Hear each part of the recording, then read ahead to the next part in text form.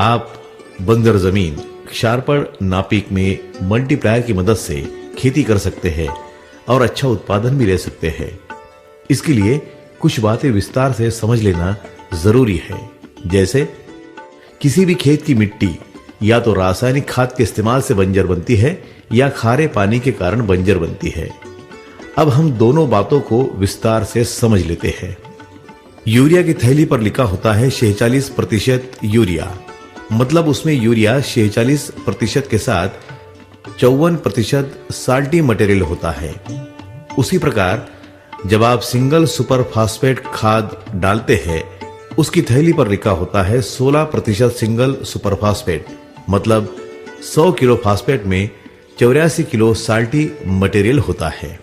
जब जब यह खाद मिट्टी में डाला जाता है, इसमें जो साल्टी मटेरियल होता है वो मिट्टी के अंदर रहने वाले सूक्ष्म जीवाणुओं को मार डालता है।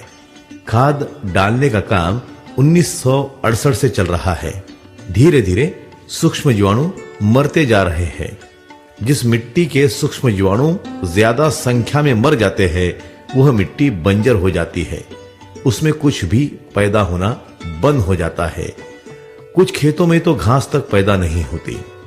रासायनिक खाद का इस्तेमाल प्रारंभ होने के पहले भी बंजर जमीन होती थी, परंतु वह कम प्रमाण में होती थी।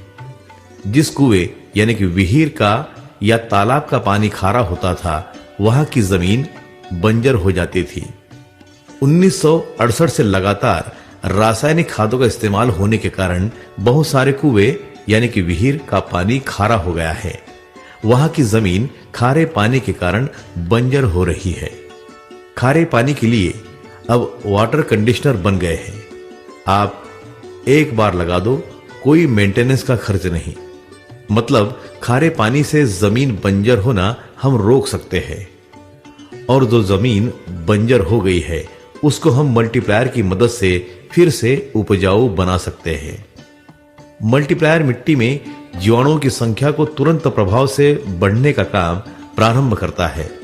जैसे जैसे जीवाणुओं की संख्या बढ़ जाती है, मिट्टी उपजाऊ बन जाती है।